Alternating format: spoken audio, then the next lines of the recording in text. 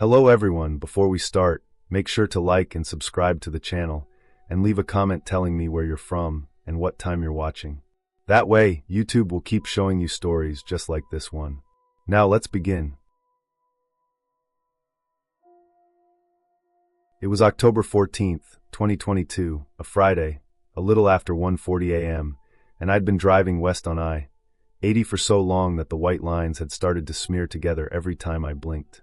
I'd left Chicago before sunset, thinking I could push through the night and maybe make it as far as Cheyenne before crashing in some cheap motel.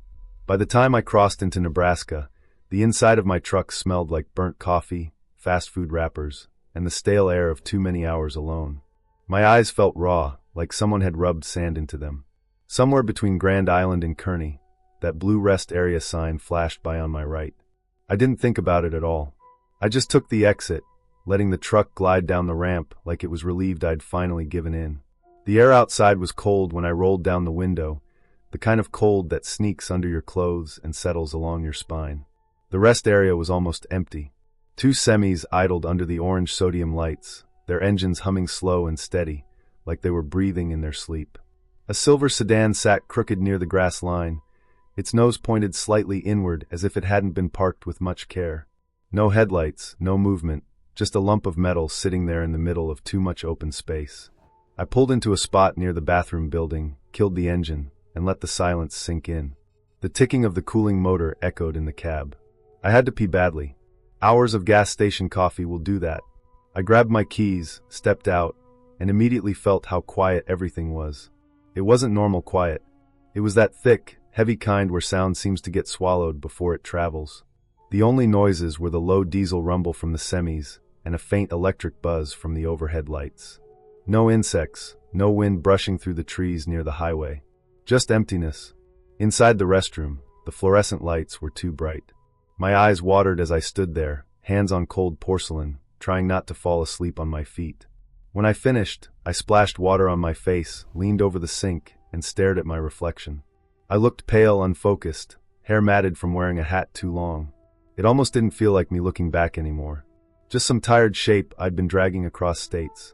When I stepped back outside, the air hit me again, colder than before. For a moment I didn't know what felt off, just that something had shifted in the few minutes I'd been inside. Then I noticed the silver sedan. Its headlights were on. They hadn't been when I walked in. The engine was running now too, that soft uneven idle that comes from an older car. I could see shapes inside, movement, but not enough to show faces, or even how many people were in there. Just outlines shifting in the dark. A slow, twisting kind of motion like someone turning in their seat or adjusting something on the floorboard. My truck was 4 spaces away, but suddenly the distance felt twice as long. My stomach tightened in that instinctive way your body gets when something isn't right. I told myself maybe someone had come out of the bathroom while I was inside. Maybe they'd just arrived. Maybe they were just getting ready to leave. I started walking toward my truck, not fast, not slow, just normal. At least I tried to make it look normal. Halfway there, the sedan's engine gave a short, sharp rev. Not loud enough to be aggressive, but enough to make me freeze for a split second. Enough to let me know they were aware of me. The driver's window was rolled down halfway. Inside, the car looked darker than it should have. I squinted, trying to make out a face, a silhouette, anything. Nothing. Just a black rectangle and that faint engine rumble. I hit my key fob. My truck chirped once, echoing through the empty lot. Right then, the silver sedan started rolling forward. Slowly. Too slowly. Like someone easing their foot off the brake, just to match my pace. It pulled out of its crooked spot, drifted a few feet, then turned to keep parallel with me. Same speed. Same distance. No one looking out the window. No one calling out. Just that silent, deliberate movement. Every part of me tightened. I forced myself not to speed up, not to show anything. Instead of walking straight to my truck, I hesitated, turned slightly, and started heading toward the small vending machine building on the side of the lot. It was maybe 20 yards away, lit by a single buzzing light over a Coke machine that looked older than I was. The sedan turned too. Not sharply, slowly, angling itself like it knew exactly where I was going. Like it had been waiting for me to change direction, so it could follow. That's when the fog in my head burned away in an instant. My exhaustion vanished, replaced by a cold rush that filled my chest and made my hands shake. Something inside me began screaming to run, but I kept my pace even. I didn't want them to know I knew. I walked past the vending building and cut between the two semis. The gap wasn't wide, and the engines were running so loud I could feel the vibrations in my ribs. Being close to something so big made me feel less exposed, like I'd slipped into the shadow of something that could shield me if things went sideways. The sedan kept moving but couldn't follow me between the trucks. It circled instead, building speed now. The sound of its engine grew louder as it looped around the lot. It was searching for me. I could tell. I pressed myself close to the side of one of the trailers, breath visible in the cold air, trying to steady my heartbeat. My palms were sweating even though the night was chilly. When the sedan passed in front of the semis again, I saw my chance. As soon as it moved out of view, I sprinted. Full speed. I don't remember taking a breath. The pavement felt uneven, and the cold air knifed my throat, but I didn't stop. My truck sat there in the row, dark and familiar, and the only safe thing in that entire place. Behind me, tires squealed. Not long. Just a sharp spin of rubber. The sound punched through the quiet, bouncing off the walls of the bathroom building and the trailers beside me. I hit the key fob again mid-run. My truck blinked and chirped, unlocking. I reached it in a blur, yanked the door open so hard it bounced once, and threw myself into the seat. My fingers fumbled on the lock button before I finally slammed it down.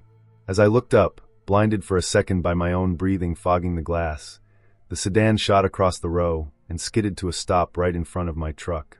Headlights blasted straight into my windshield. I couldn't see a thing except white light. High beams flooded the cab, washing out the dashboard and burning into my eyes. They didn't move. Not forward. Not back.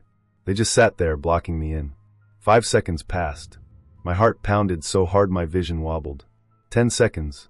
I could feel the shaking in my legs, the kind you get when adrenaline spikes too fast. I gripped the wheel even though the engine wasn't on yet. I snapped the key into the ignition with a sound that felt loud in my own skull. The truck roared awake. I jammed it into reverse, backed up crooked across 2 empty parking spaces, and nearly clipped a lamp post. Gravel pinged against the undercarriage as I straightened out. The sedan jerked forward again, trying to angle itself to block me a second time, but I wasn't staying to see how well they could maneuver. I slammed the wheel left, drove over a low curb hard enough that everything in the glove box rattled, and shot toward the on-ramp. My tires slid for a second on the grass before catching pavement. I didn't check the mirrors. I didn't look back. I just drove. Hard. For 20 minutes, my hands shook on the steering wheel. The highway was empty except for a few distant semis, and the darkness outside the cab felt heavier than before, like the night itself was watching me. It wasn't until I was near North Platte, with the first pale streaks of morning slicing through the clouds, that I finally dared to look in the rearview mirror. Nothing. Just open interstate. No headlights. No silver sedan. I pulled into a crowded McDonald's parking lot as the sky turned orange at the edges. I left the engine running for a long time, staring straight ahead. My shirt was damp with sweat. My heartbeat felt uneven, like it couldn't figure out whether to slow down or keep racing. Only then did the reality hit me. Whoever had been in that sedan had no reason to watch me, to follow me, to pace my steps across an empty rest area in the middle of the night. They never honked, never rolled down the window to ask for help, never tried to get my attention in any normal way. They didn't want anyone else around. They didn't want noise. They didn't want confusion. Whoever they were, they wanted privacy. And that thought stayed with me long after the sun rose over the Nebraska plains, long after the road straightened out, long after the fear faded into something colder and quieter.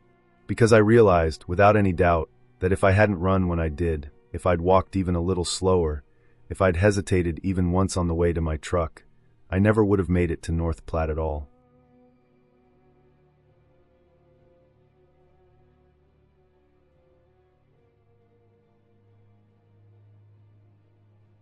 I had been driving south from Miami to Fort Lauderdale late at night, around 1:45 a.m., the highway nearly deserted, the hum of my tires on asphalt the only constant sound. The streetlights were spaced far apart, flickering occasionally, casting weak yellow pools onto the road. The rest of the world seemed swallowed in darkness. I had been on the road for a little over an hour, the fatigue creeping in, my eyes adjusting to the dim glow of the dashboard.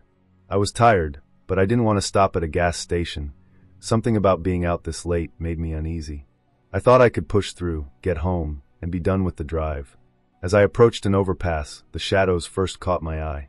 At first, I thought it was just the darkness playing tricks on me, the patterns of broken streetlights and crumbling concrete making weird shapes on the road. But as I drove closer, I realized they weren't random. They were moving. Dozens of them. Along the sides of the highway, in the narrow strips between the concrete barriers and the streetlights, thin, shifting figures moved with a strange, deliberate motion.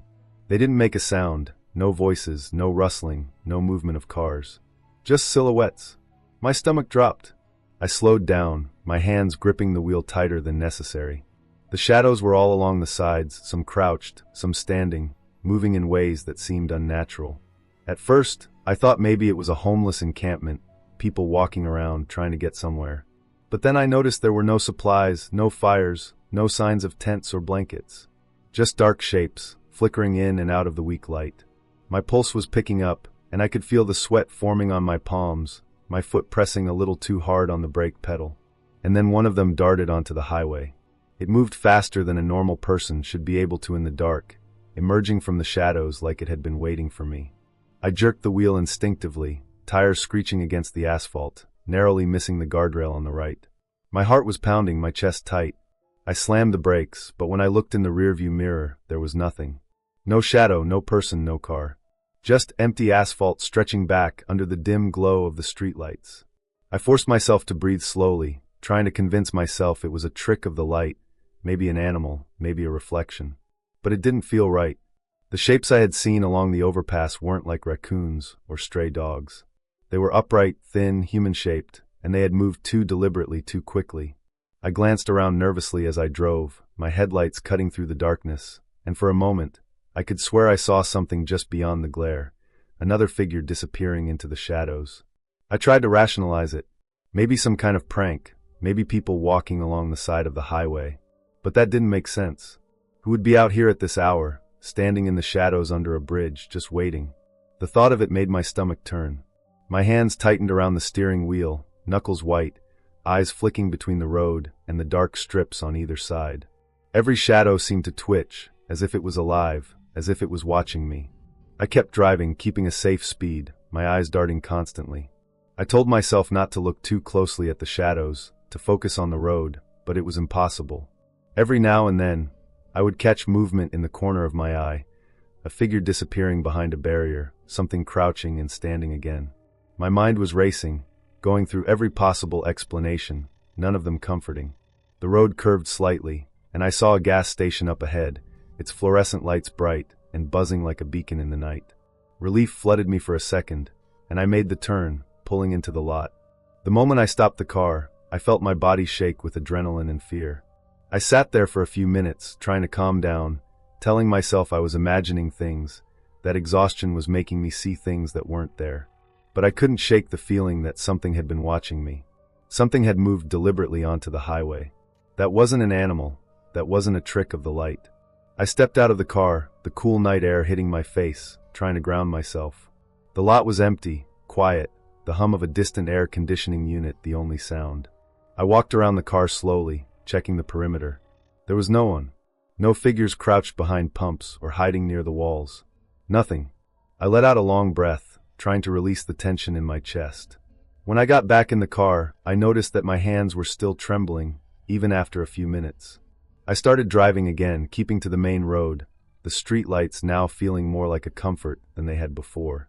I kept glancing in the rearview, half expecting to see a shadow darting out again, but the road remained empty. The experience had left a mark on me. I couldn't explain it, but I knew one thing for certain. Something had been on that highway, something human-shaped, moving with purpose, and it had disappeared as suddenly as it had appeared. By the time I reached Fort Lauderdale, the tension in my chest had eased slightly, but the memory of the shadows stayed with me. I parked in my driveway and sat in the car for a long moment, staring at the street, listening to the quiet night.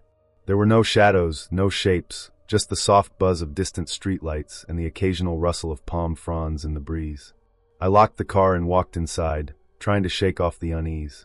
The next morning, curiosity got the better of me, and I looked up traffic reports and news from the night before, searching for anything about incidents along that stretch of highway. There was nothing. No accidents, no reports of people on the road, nothing unusual at all. I realized then that whatever I had seen had been temporary, fleeting, and inexplicable. Maybe it had been some kind of homeless encampment I had startled, maybe workers taking a late break, maybe something I couldn't rationalize. I didn't know. What I did know was that the fear I had felt, the adrenaline, the sudden panic, had been real. And it was enough to make me change the route I drove at night, enough to make me stick to well-lit roads, enough to make me never forget the feeling of dozens of dark shapes standing still under the overpass, waiting. Weeks later, I told myself I was overreacting, that it had been exhaustion, that my imagination had run wild on a lonely highway. But every time I drove that route, late at night, my hands instinctively gripped the wheel a little tighter. And sometimes, just at the edge of my vision, I could swear I saw a shadow move. Not a trick of the streetlights this time, not an animal, not a ghost. Just the memory of something real, something dangerous enough to make me swerve in panic, something that vanished, leaving me alone on the empty highway. The shadows never returned, but the memory did, clear and unsettling, a reminder that the world can feel empty and silent, and still hide something terrifying just out of sight. By the time I was home, I knew I had been lucky. Whatever it was that had darted onto the road, it hadn't touched me, hadn't caused a crash. I made a mental note never to drive that stretch alone late at night again, to always stay alert, to trust my instincts. The fear had faded with time, but the lesson remained. The world is full of unknowns, and sometimes you don't need a ghost or a monster to feel real terror. Sometimes all you need is a dark highway, moving shadows, and the sharp instinct to survive.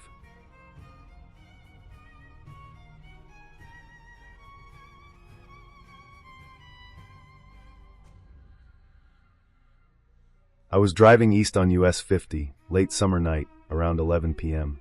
The road stretched out in long, empty lines, the kind of emptiness that makes you aware of every single mile, every single shadow.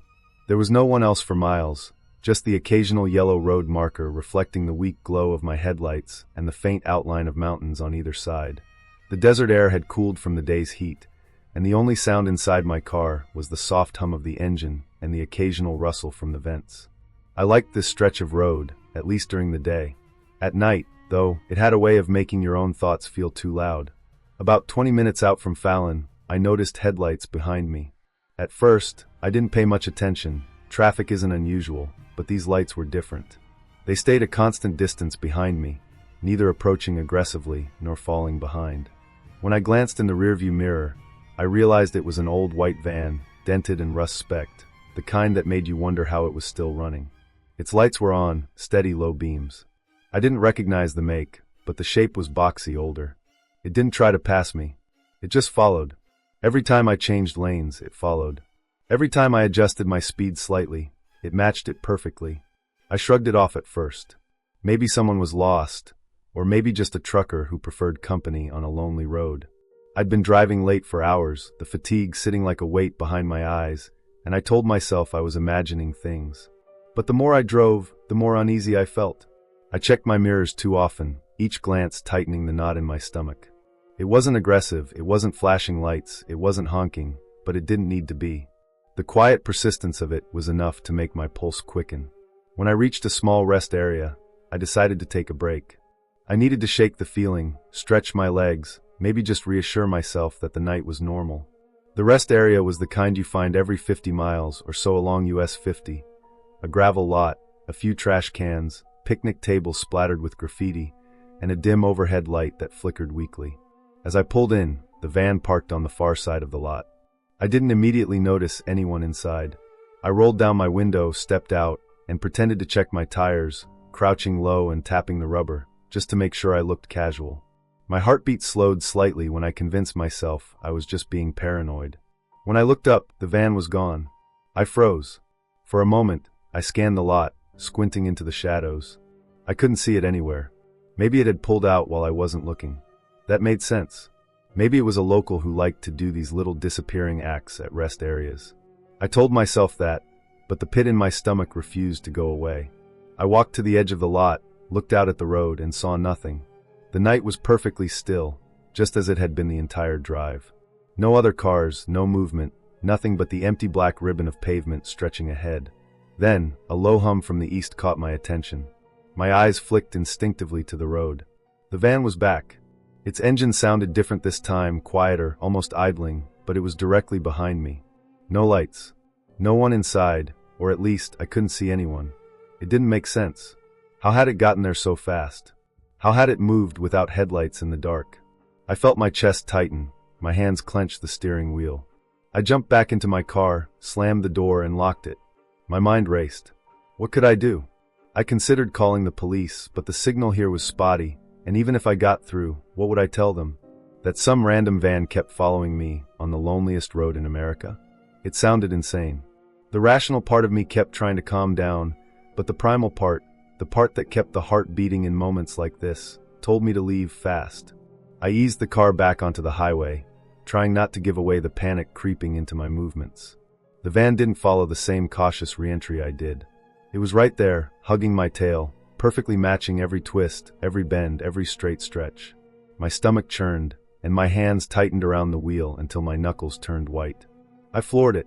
I pressed the pedal to the metal, my old sedan groaning under the strain, tires screaming softly against the asphalt. The mountains blurred past, the reflective signs streaking in my peripheral vision.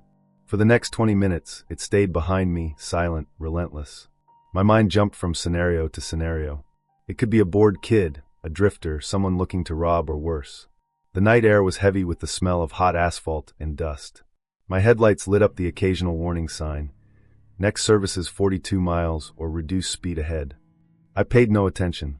My eyes were glued to the road ahead, and in my peripheral vision, the shadowy outline of the van stayed just behind, a constant threat, like something that shouldn't exist. I passed through a few tiny towns, nothing but a few dim lights, shuttered stores, and empty streets. Eerie was still miles away, but it was my goal, my only plan. I thought about the gas stations there, the people, anything that could offer safety. My focus narrowed to that single point. Every time the van swerved to match a curve or a slight turn I made, my pulse spiked again. I tried not to glance behind, but curiosity, morbid as it was, forced me to steal a look. The interior of the van was dark, empty, and impossible to read. There was no driver I could see. How was it moving like that? I reached the outskirts of Eerie around 12:15 a.m. The glow of streetlights was soft but reassuring. I slowed just enough to make sure I could enter the town safely, but when I turned onto a side street to reach a well-lit gas station, the van wasn't behind me anymore. No headlights, no shadow, nothing. It was as if it had vanished into the night, like a bad hallucination. I parked near the pumps, the fluorescent lights washing over the car, making the metal shimmer, and took a long, shuddering breath. I stayed there for a few minutes, engine running, heart still hammering, making sure it didn't reappear. The night outside, the immediate glow of Eerie's few streetlights, felt safer somehow. I got out, filled up my tank, and even got a cup of coffee from the small attached store. Everything was normal, mundane, the quiet comfort of a town that had people awake at all hours, though very few. I sat in my car for a while longer, sipping the coffee, watching the road, waiting for a trace of that van to appear. It never did. Eventually, I let myself believe it was gone for good. I drove on through Eerie slowly, the tension in my shoulders gradually easing. By the time I reached the next stretch of highway, the early hints of dawn were brushing the horizon, the sky turning soft shades of pink and gold. The world seemed ordinary again, the road stretching peacefully in front of me.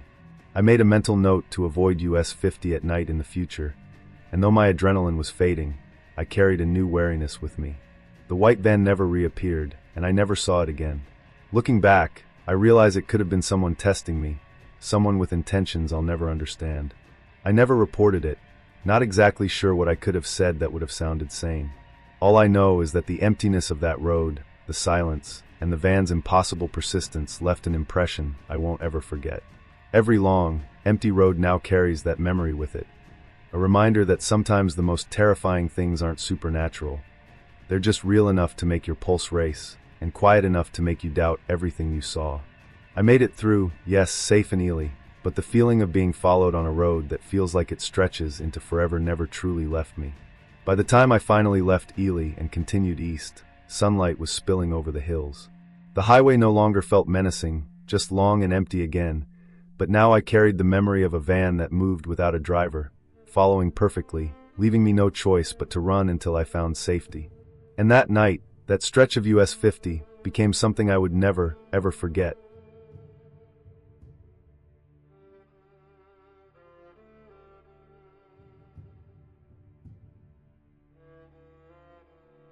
It was a summer night, late enough that the world felt emptied out, around 1 a.m., when I found myself driving my girlfriend home from Asheville. The roads were nearly deserted, the occasional distant glow of a passing car swallowed quickly by the darkness. We had taken the Blue Ridge Parkway, a route I had driven countless times during the day, but at night it felt like another world entirely. Thick fog had begun rolling in as we wound along the narrow, curving stretch of road, reducing visibility to just a few feet ahead. The headlights barely pierced the gray veil, painting fleeting shadows on the moss-covered trees that leaned over the road like silent sentinels. The fog was heavy, damp on the skin, and chilling despite the warmth of the summer night. The air smelled faintly of wet earth and pine, the kind of smell that makes your senses hyper-aware of every movement and sound. I had slowed down considerably, aware that the Blue Ridge Parkway had enough hidden dangers, even on a clear night. The road was slick from the lingering damp, patches of moss clinging to shaded corners where sunlight never reached. We were midway through a particularly isolated stretch, surrounded by nothing but dense woods on either side, when I noticed the shine of green moss under the headlights. Before I could react, the tires slid on the slick patch, and the car fishtailed sideways. My hands jerked on the steering wheel, heart slamming against my ribs. The tires caught briefly, then slipped again. I barely had time to process what was happening before the car came to a shuddering halt on a narrow wooden bridge. The bridge was old, the planks slick, and the drop on either side was steep enough that a miscalculation could have been fatal. The car hung precariously close to the edge, only a few inches separating us from the void below. My heart raced uncontrollably. I checked the mirrors and the rear view, confirming we were completely alone, or at least I thought we were. My phone was useless, no signal. Panic started to creep in, the kind that makes you hyper-aware of every small sound. A branch scraping against the side of the car made me jump. Then I saw it. In the thick gray fog, something, or someone was moving toward us. No flashlight, no reflective clothing, nothing to make them visible other than the outline of their figure emerging from the mist. At first, I thought it might be a lost hiker or a fellow driver stranded on the road, but something about the way they moved was wrong. There was no urgency in their steps, no hesitation either. They just glided forward, silently, deliberately, as if they were coming for us. My stomach dropped. I didn't know whether to panic or freeze, but I knew we were vulnerable. Every instinct screamed at me to get the car moving. I slowly shifted into reverse, tires slipping slightly on the mossy planks, praying they would catch something solid. My hands were shaking so badly that I barely felt the wheel respond. Somehow, by some combination of luck and desperate focus, the tires found a dry patch at the edge of the bridge. I eased the car backward, inch by inch, the fog swallowing the approaching figure as I gained a little space. I could still see the shape moving in the mist, unnervingly silent, and I felt the adrenaline surge, blurring my movements into a tense, focused rhythm. After what felt like an eternity, I managed to maneuver the car off the bridge, onto a slightly more stable stretch of road. I kept the engine running, tires trembling, my grip on the wheel white-knuckled. I didn't look back. The figure was gone, or had it been there at all? The mind plays tricks in the fog and darkness. I didn't speak, and neither did she. We both just sat there, trying to process what had happened. The forest seemed to close in on us from all sides, the fog rolling in thicker now, muffling the distant hum of the night. Every sound was amplified, the scraping of leaves under unseen feet, the creak of old trees swaying in the night wind, the faint echo of something moving far away. My pulse was still racing, but the immediate danger had passed. I drove slowly after that, every shadow and curve treated as a potential hazard. The road became more familiar, though the fog never fully lifted. I kept one eye on the mirrors and the headlights, expecting the figure, or someone else, to reappear. My mind ran through every possibility. Was it a lost person, someone stranded like us? Was it someone with more sinister intentions? I had no way of knowing. The rational part of me insisted it must have been a hiker or a jogger out late, but the instinctive part of me, the part that had gripped the wheel with trembling hands, refused to let go of the fear. Eventually, after what felt like miles of cautious driving, the fog began to thin. The road widened slightly, the familiar markers of Asheville's outskirts appearing like comforting signs. My hands were sore from gripping the wheel so tightly, knuckles white and trembling. We both let out a breath we didn't realize we had been holding. The city lights in the distance promised safety, and the dense woods receded into the darkness behind us. By the time we reached her driveway, it was nearly 2 a.m. The streets were quiet, but nothing like the isolation of the parkway. I killed the engine, and we both sat in silence for a few moments, still too wound up to move immediately. The encounter on that bridge replayed in my mind, every second of the sliding tires, the wooden planks, and the figure emerging from the fog. It felt like it had lasted hours, but it had only been minutes. I finally managed to park safely and shut off the car. The cool night air, free from the fog and close woods, felt like a relief washing over me. I opened the door, and we stepped out cautiously, scanning the shadows around the driveway. Nothing moved. No figure, no threat, just the quiet suburban calm of the night. I sat with her for a moment longer, gathering myself before saying good night. My hands finally relaxed, though my chest still ached from the adrenaline. The parkway had taught me a lesson about isolation, about how quickly a night that feels normal can turn dangerous in the wrong circumstances. The memory of the figure remained, a haunting question mark that never quite resolved. I still don't know if he, or it, was real, or if my mind had exaggerated the fear in the moment. But the experience was real, and it left me with a sense of respect for the quiet, wild spaces of the mountains and the dangers that come with them.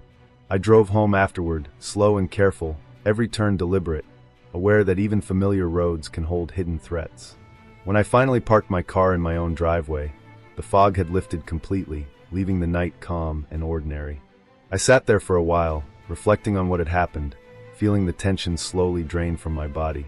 I knew that the bridge, the fog, the figure, it would stay with me for a long time. But I also knew that I had handled it, that we had made it through safely, and that despite the fear, there was a sense of relief in knowing that some nights, survival depends on calm focus, quick thinking, and just a bit of luck. By morning, the memory of the figure had faded slightly in the light of day, but the lesson remained clear. The parkway, beautiful and serene by day, could transform into a place of peril when shrouded in darkness and fog. That night, I had seen the raw unpredictability of the world up close, and I had made it through. And that, in itself, was a quiet kind of victory.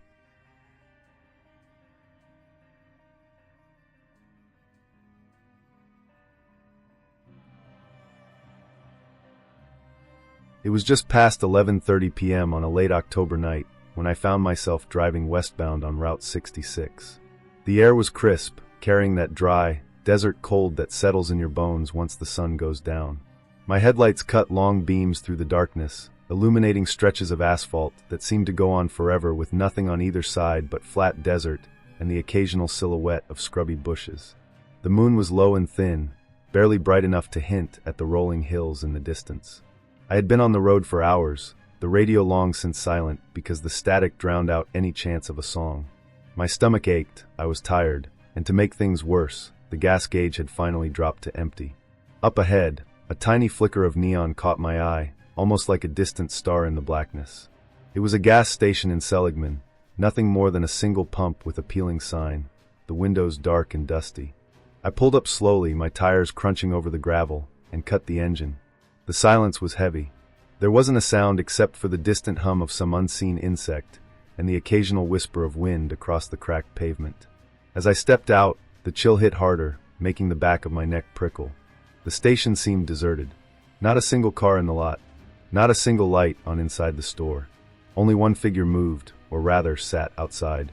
A man hunched over a large, folded map spread across the hood of a weathered pickup. He didn't glance up when I approached the pump. His hair was dark and messy, his coat ragged, and there was something in the way he moved that immediately made my skin crawl. I started filling my tank, the hiss of the gas nozzle sounding louder than it should in the stillness. My eyes kept flicking back to him. Slowly, he rose and turned toward me. I caught my first real look at his face, and it felt like the air left the space around me. His eyes were dark, almost black, and they seemed to follow me with an intensity that didn't make sense. His smile came next, but it was wrong. Too slow, too deliberate, and stretched in a way that made the corners of his mouth twitch unnaturally. I instinctively mumbled no when he began to approach, my voice dry and tight in my throat. I tried to step around the pump, to finish fueling as quickly as possible. But he kept coming, slow, measured steps, a strange ease in his gait. My heart was pounding, not just from fear but from a growing sense of urgency. I gripped the pump tightly, finishing the fill, and glanced back at my car parked just a few feet away. By the time I slid into the driver's seat, he was already close, almost at my door. I locked it as a reflex, pressing the button until I heard the soft click that usually meant safety. My hands shook as I started the car. And then I saw it, his hand on the handle, testing it, tugging lightly as if he expected it to open. That moment stretched on forever, my mind screaming at me to act. I slammed the gear into drive and floored it, the tires spinning over gravel before finally gripping the asphalt. My headlights bounced off the empty road ahead, and for a moment, the man stayed where he was. The first mile was a blur. I could feel the adrenaline pumping through my veins, my heart hammering against my ribs, so hard it was almost painful. I glanced in the rearview mirror reflexively, expecting to see him standing there, small against the black desert. But the mirror was empty. I exhaled shakily, letting my chest expand for the first time since that initial panic. Relief washed over me, and then froze again when I noticed something that made my stomach drop. In the corner of the back window, his reflection appeared suddenly. It was him. No explanation, no car, no running from behind, just him staring. I swerved slightly, gripping the wheel tighter, trying to convince myself it was a trick of the light. But the reflection didn't fade. He stayed there, moving slowly as I adjusted my seat, adjusting my view, doing everything I could to ignore it. The miles stretched on, endless, black desert passing like some distorted dream. Every few minutes, I glanced back, and each time, there he was again, the same slow, deliberate smile, the same dark eyes that seemed to bore straight through the glass. My chest tightened with every heartbeat. I forced myself to focus on the road ahead, counting the lines in the asphalt, repeating the names of towns in my head, Kingman, Peach Springs, Hackberry, anything to anchor myself in reality. I thought about swerving off into a side road, but every turnoff was unlit, deserted, and I couldn't risk stopping. Not here. Not now. Hours passed, or maybe it was only minutes. Time lost meaning under the crushing weight of fear. My hands cramped from holding the wheel so tightly, my neck stiff from craning to check every mirror. The desert stretched endlessly, dark hills rising and falling on the horizon like waves frozen in motion. I could feel the sun creeping closer, the faint glow brushing the horizon, a promise that this nightmare would eventually end. Somewhere past Kingman, a gas station appeared. This one was open, lit with fluorescent lights that felt like salvation. I pulled in quickly, the tires squealing on the pavement, and jumped out. The man was nowhere in sight. No footprints, no shadow, nothing to suggest he had been following me for the past 100 miles.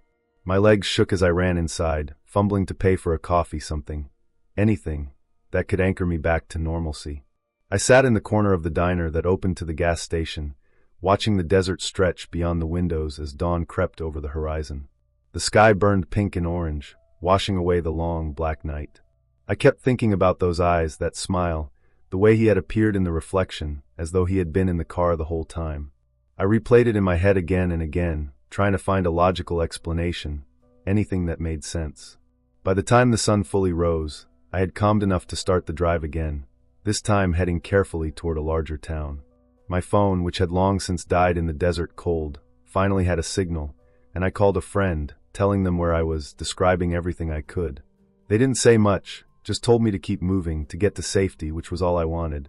Even now, months later, I remember the feel of the steering wheel under my hands, the smell of gasoline mixing with the desert dust, and the way that dark figure could appear out of nowhere. I never saw him again, and I never stopped at that station. But every time I drive Route 66 at night, I think about that stretch of road and the impossibility of knowing what, or who, might be waiting just out of sight in the quiet desert dark. I finally made it to the town safely, fueled and rested, the first true relief I had felt in hours washing over me. The memory of that night stays with me, a sharp reminder of how quickly the ordinary can turn terrifying. Driving westbound on that empty highway alone with one wrong decision, I learned that fear can stretch for miles, and sometimes it follows you silently, appearing only when you least expect it.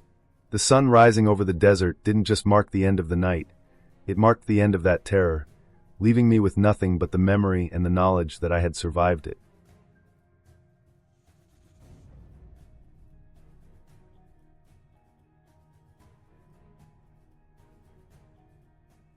I was hauling a rental car from Cheyenne to Salt Lake City, just after 2 a.m. in December. The air outside was sharp and bitter, the kind that made every inhale feel like it was cutting through your lungs. The highway stretched ahead in sheets of fog that hung so low I could barely see the reflectors lining the lane dividers. My headlights cut through it just enough to keep the road under me, but everything beyond the beams dissolved into gray nothingness. I was tired but pressed on. Late December meant icy roads, and I wanted to get the car returned before morning. I had been following the GPS, but somewhere near the Wyoming-Utah border, it glitched. The screen flickered and froze for a moment, then recalculated, but I didn't have time to think about it. I missed my exit. By the time I realized it, I had already passed the main turnoff that would have kept me on the highway. The GPS suggested a quick alternate route, but it directed me onto a narrow gravel road that I could barely see. My tires crunched over loose rock and frozen mud as I tried to make sense of where I was. The fog thickened, making the road ahead a smear of white and gray. The gravel road ended abruptly in what looked like a deserted industrial lot. Large, shuttered buildings loomed in the fog, their windows dark and broken in some places, the metal siding dented and rusted. The ground was uneven, rutted with tire tracks that were partially filled with ice. I realized too late that this wasn't a through road, it was a dead end. I pressed the brake, my heart starting to pick up a rhythm of panic. I looked around and saw nothing but the hulking shadows of the buildings and the fog rolling low over the lot. There were piles of debris, rusted barrels, and twisted scraps of metal scattered everywhere. The scene was silent except for the soft crunch of my tires on the gravel and the occasional drip of water from the eaves onto the icy ground. I shifted into reverse and began backing out, trying to get back to the main highway. That's when I noticed a truck. It appeared from the fog behind me, headlights off, moving in a way that made my stomach tighten. At first, I thought it was stationary, maybe abandoned, but then I realized it was creeping toward me. Slowly. Too close. I slammed my foot down on the brake, but the truck seemed to match my every movement. My pulse spiked. The feeling in my gut was immediate. Something about the way it was moving wasn't natural. It wasn't just following, it was watching, adjusting. I couldn't see a driver, couldn't make out a single feature in the dark, but the headlights of my rental glinted off its hood in the fog in a way that felt deliberate. I backed faster, swinging the wheel to avoid some rusted barrels and the edge of a building. My tires slid over a patch of ice hidden under a layer of gravel. The car fishtailed violently. My hands gripped the wheel tight, knuckles white, trying to regain control. The truck mirrored my movement almost instantly. My stomach turned over, my chest tightened, and I realized I had to make a choice.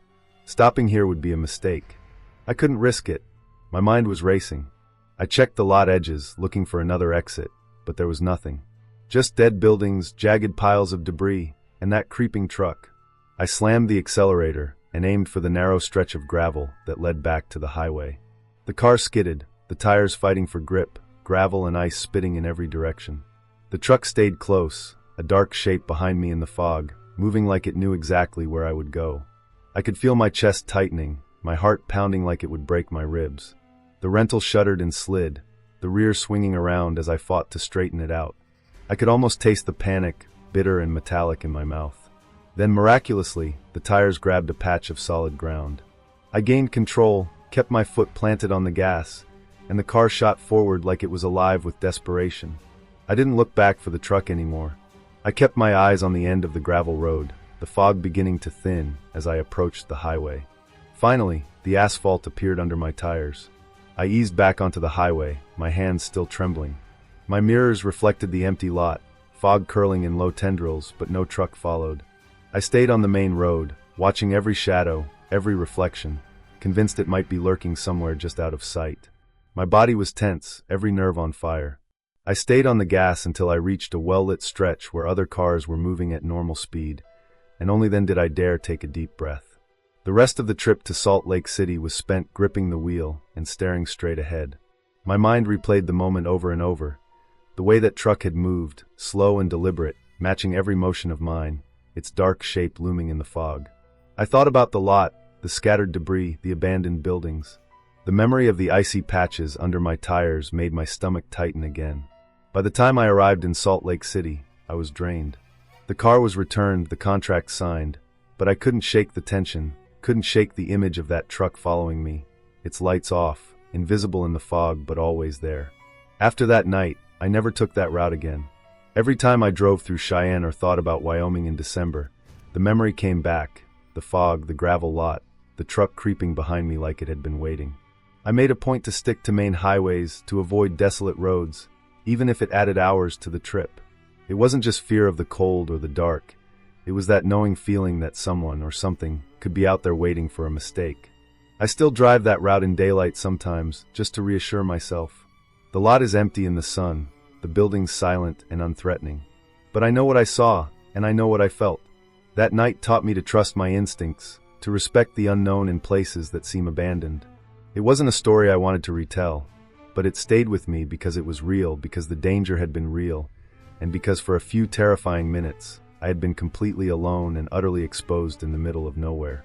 I keep the memory clear in my head, the way the truck had moved, the crunch of ice and gravel under the tires, the smell of cold metal in the air, the way the fog rolled across the lot like a living thing.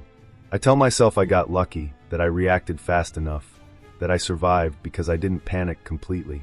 But I also tell myself that I will never, ever underestimate the stillness of a deserted place at night. That night remains a warning. Some roads aren't meant to be taken, some exits aren't meant to be missed, and some moments demand your full attention if you hope to make it back to solid ground. I learned a lot that night. I learned to notice patches of ice, to trust my gut, to keep calm under pressure, and to avoid roads that feel wrong even when the GPS says otherwise. It was terrifying in the moment, but it ended clearly. I made it back to the highway, I drove safely to Salt Lake City, and I walked away without a scratch. That clarity, that tangible, undeniable relief, is what separates a story of terror from a story of tragedy. I survived, and that's why I remember it in vivid detail. Even now, years later, the thought of that foggy lot and that truck makes my chest tighten. I don't take that road again, and I never will.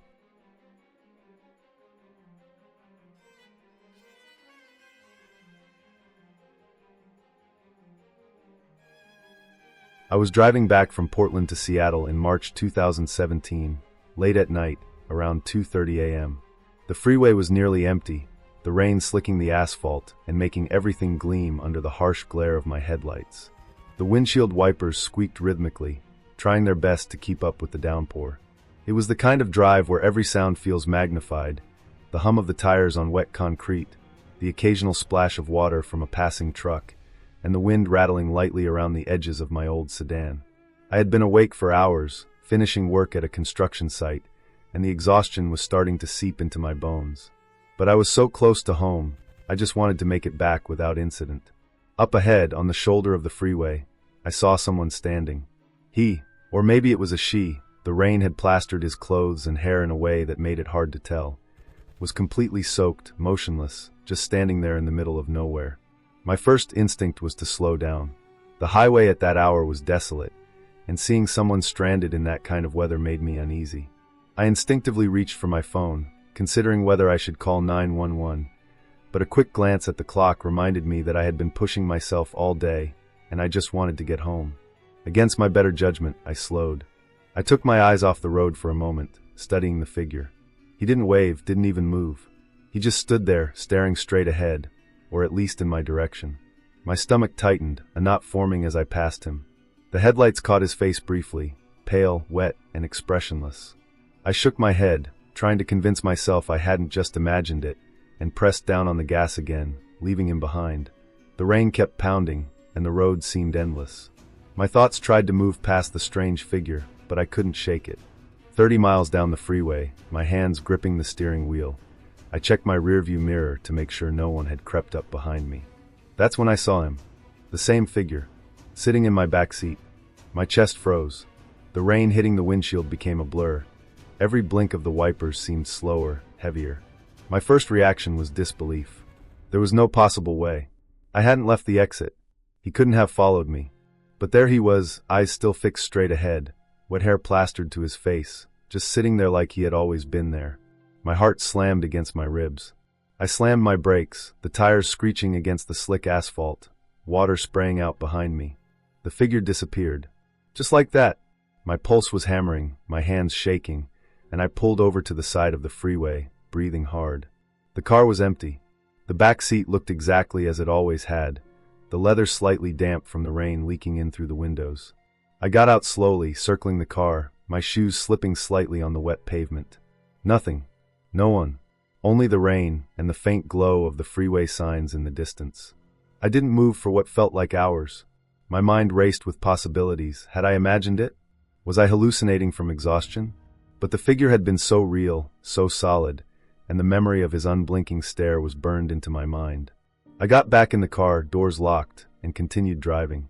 I didn't stop again, not even at rest areas, until I reached Seattle. I called my apartment building to have someone meet me outside, and I parked under a street lamp in the quiet residential area near my place. I sat there for a long time, trying to calm down, feeling the weight of the night pressing in from all sides. The next morning, sunlight filtering through the blinds, I replayed the events in my mind.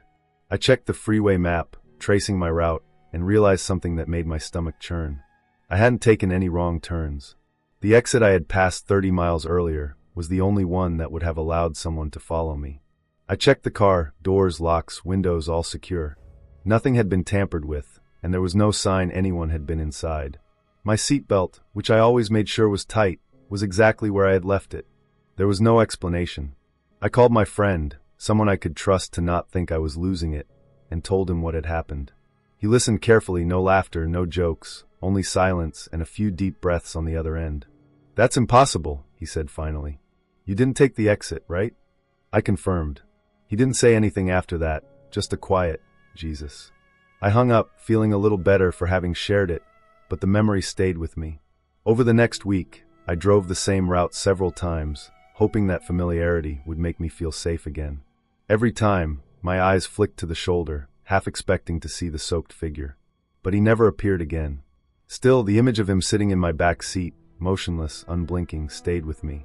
I became hyper-aware of my surroundings during late-night drives, checking mirrors obsessively, locking doors, and avoiding stopping for anyone on isolated roads. Every stretch of empty freeway reminded me of that night. The rain, the reflection of headlights in puddles, the eerie stillness of the shoulder. Months later, I learned about a string of unsolved incidents on that stretch of the freeway. Reports of people seeing a lone figure on rainy nights, sometimes on the shoulder, sometimes disappearing mysteriously.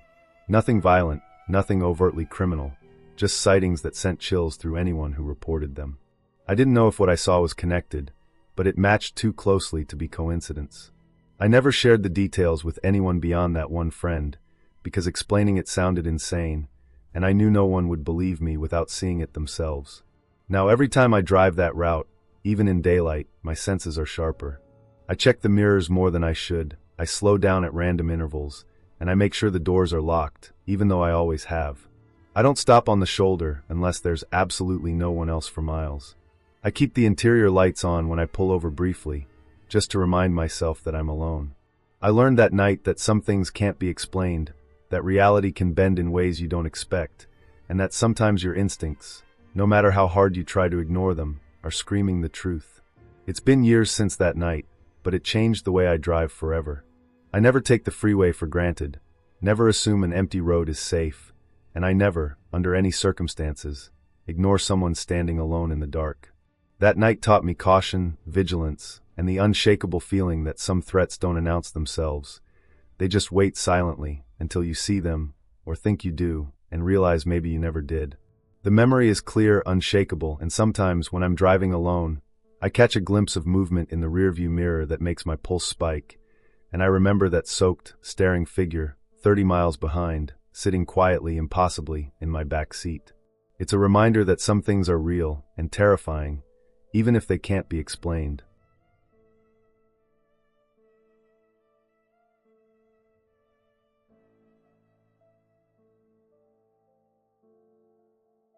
I was driving down the coast on Route 1 just past midnight, heading home after a late-night shift. The kind of quiet that comes after hours on the road had settled in, and the only sound was the low hum of my engine and the occasional splash of ocean waves against the rocky shore. By 3 a.m., the fog rolling off the Atlantic had thickened to the point where visibility was nearly zero. Headlights barely cut through it, and the yellow lines on the asphalt were just faint blurs.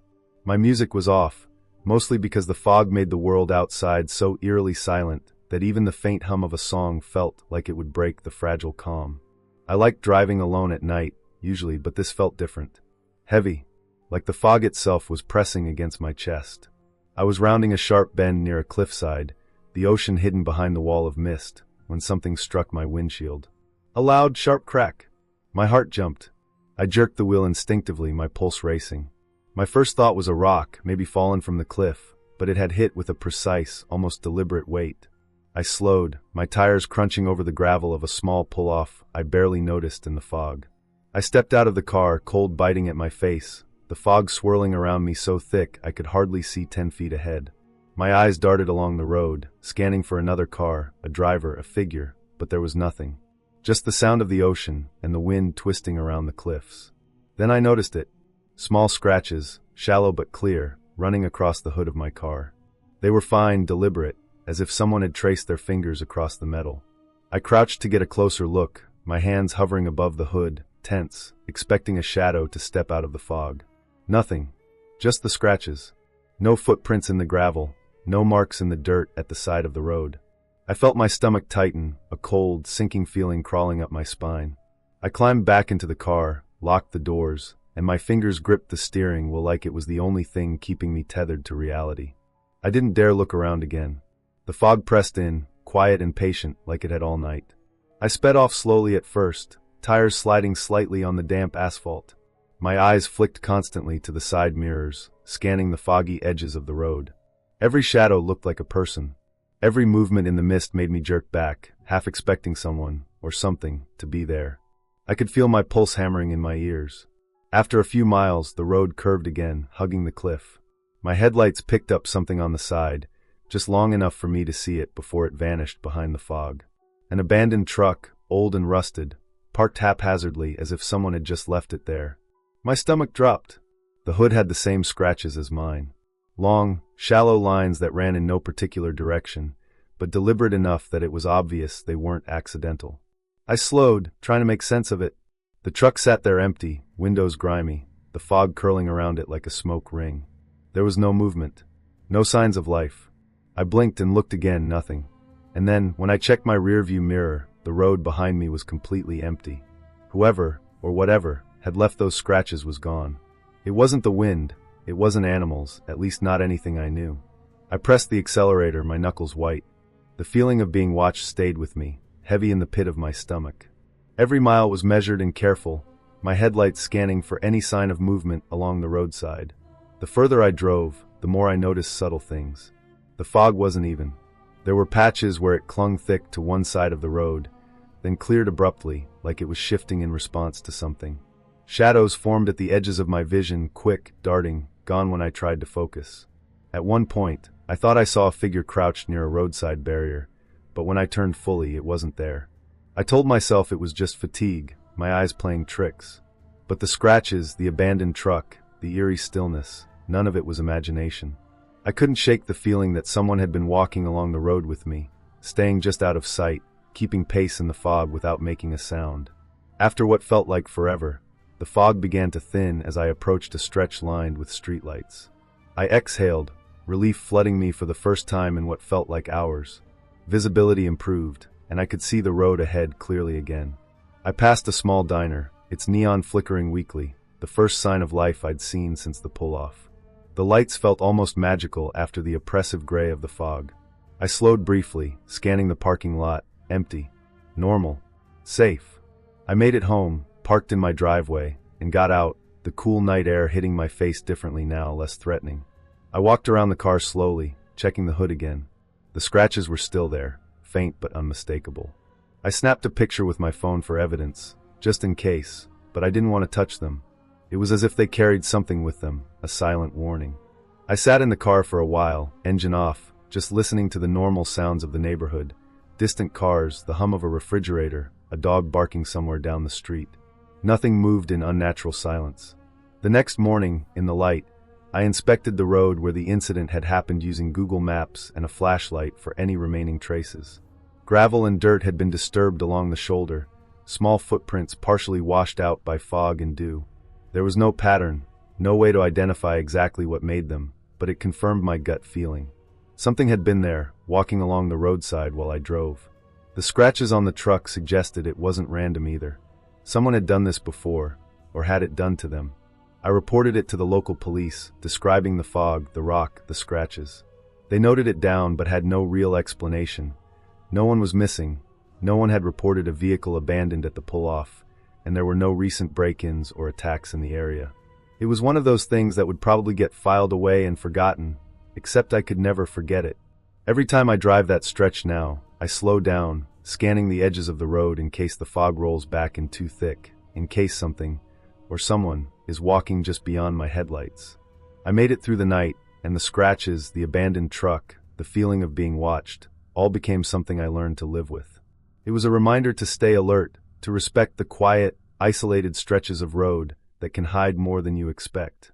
And even though it never happened again, I never forgot the way the fog pressed in, the rocks smashing against my windshield, and those deliberate, silent scratches that marked the hood of my car and the abandoned truck like a warning. It was the kind of experience that changes how you drive forever, keeps your hands tight on the wheel, and your eyes scanning for shadows, because sometimes the world has a way of showing you how close you can come to danger without even realizing it.